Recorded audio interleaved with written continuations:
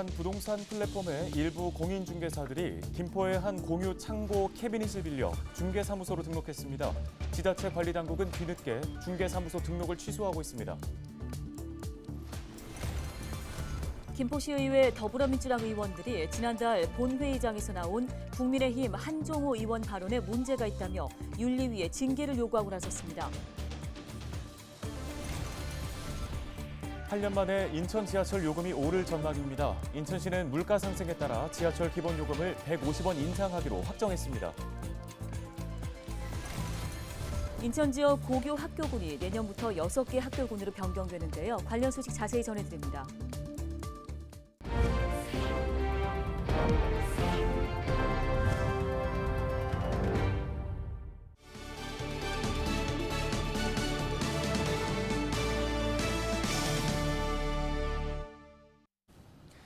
네, 여러분 안녕하십니까? 헬로티비 뉴스입니다. 네, 부동산은 사실 발품이라고 하잖아요. 네. 지자체에 등록된 공인중개사 사무실을 찾아갔는데 이게 사무실이 아니라 창고의 한 캐비넷이었다면 이거 어떻게 받아들여야 될까요? 글쎄요, 최근에 이 공유 오피스와 창고를 활용해서 중개사무소로 위장 등록하는 사례가 드러나고 있는 건데요.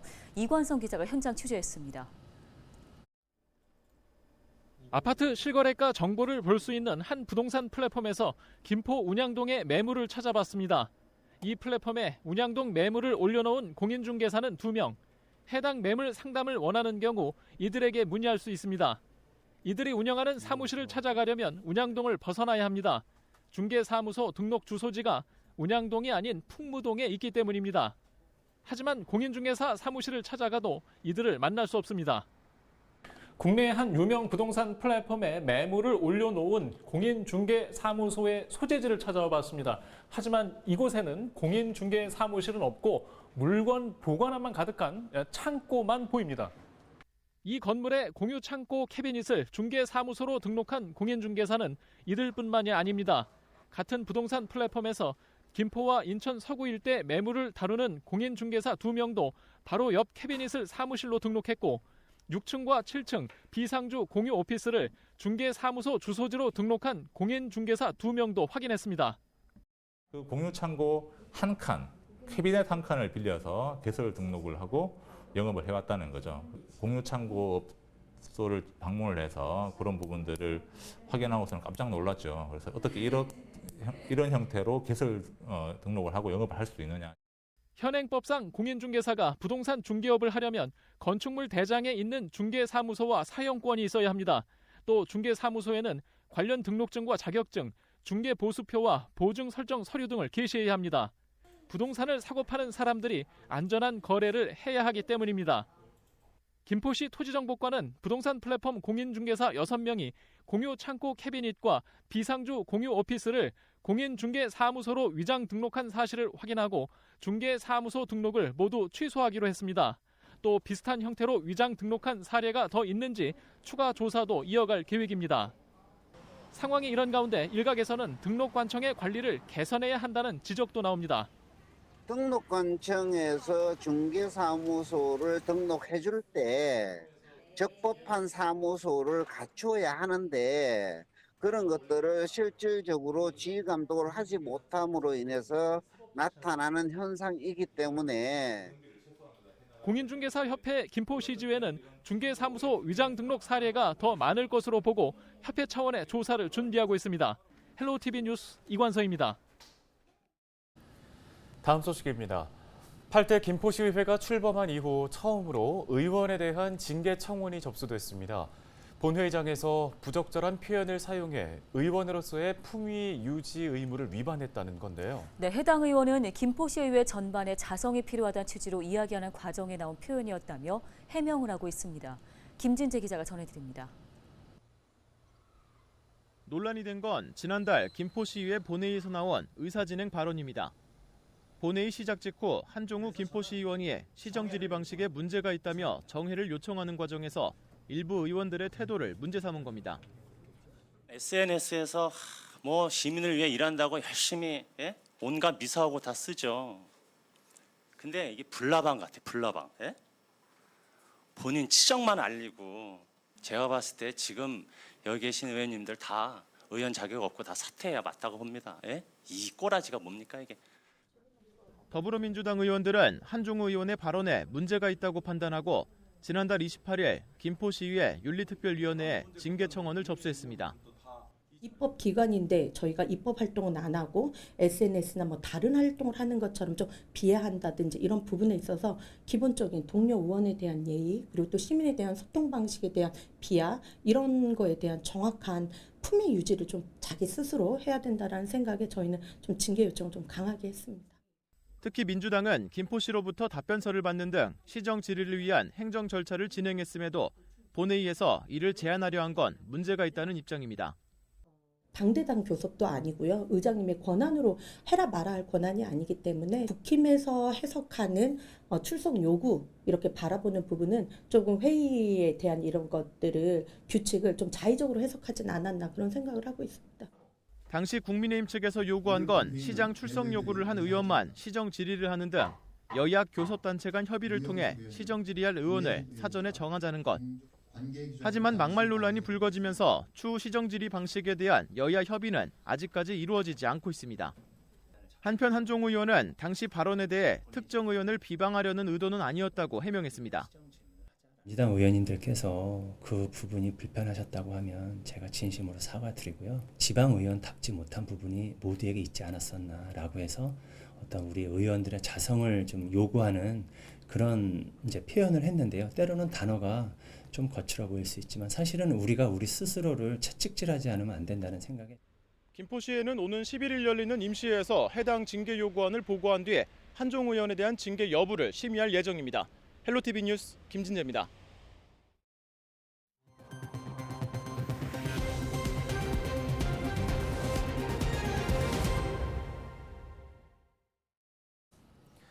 다음 소식입니다. 8년 만에 인천 지하철 요금이 오를 전망입니다.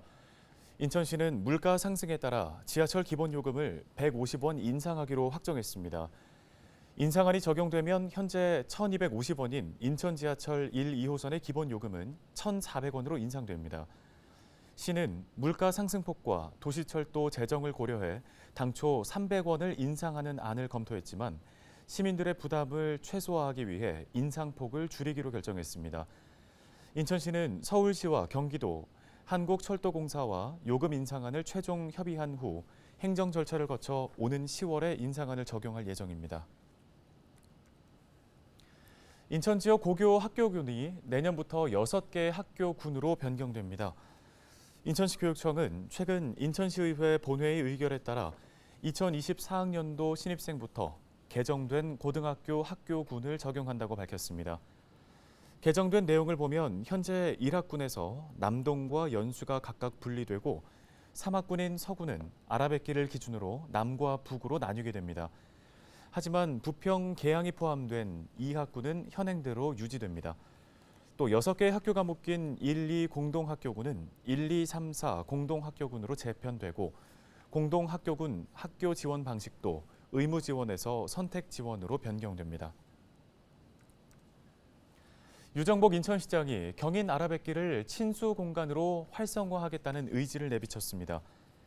유 시장은 5일 경인 아라뱃길을 찾아 살피면서 이 자리에서 아라뱃길 관광 활성화를 위한 유관기관과의 협력에 집중해야 한다고 강조했는데요. 한편 인천시는 47억 원을 들여 경인 아라뱃길에 관광시설을 설치하는 이른바 경인 아라뱃길 명소화 사업을 새롭게 추진할 계획입니다. 김포시가 재정 건전성 확보를 위해 소공인 복합지원센터 설립을 철회하고 국도비 32억 5천만 원을 반납하기로 결정했습니다. 앞서 김포시는 지난 2021년 중소벤처기업부의 공모사업에 최종 선정돼 통진읍, 대곤면, 월곤면 소공인 집적지구 지정 및 소공인 복합지원센터 구축 사업에 국비 25억 원과 도비 7억 5천만 원을 지원받았는데요. 이후 검토한 결과 시는 소공인 센터를 운영할 경우 센터 구축에 투입되는 협약금액 64억여 원과 별도로 향후 인건비, 운영비, 사업비 등 5년간 총 69억여 원, 10년간 총 175억여 원 이상의 예산이 필요한 것으로 추산했습니다. 또 30억 원 이상의 장비 구축 비용과 기술 전문인 채용은 센터의 장기적이고 지속적인 운용을 요구해 20년 이상 예산 투입이 필요하다고 판단했는데요. 김포시는 최근 소상공인 시장진흥공단을 통해 중소벤처기업부에 소공인센터 협약 해지 신청서를 제출하고 정산 뒤 지원받은 국도비 전액을 반납할 예정입니다.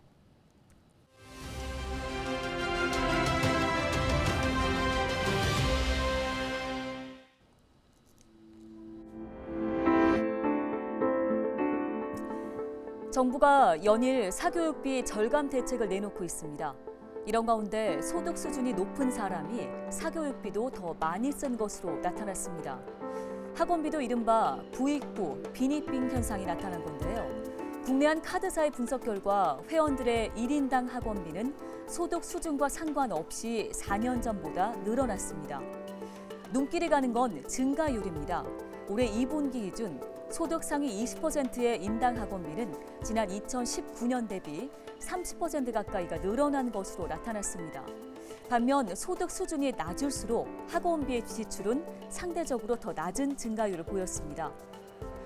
교육부에 따르면 지난해 6월 기준 유아 영어 학원 745곳 중 400여 곳의 학원비가 월 100만 원 이상이었고요. 무려 200만 원이 넘는 곳도 34곳이나 됐습니다. 소득 수준이 높을수록 사교육비 지출도 더 커진 상황입니다. 개천에서 용나도록 하겠다는 우리 정부의 대책, 과연 효과를 거둘 수 있을까요? 데일리 브리핑이었습니다.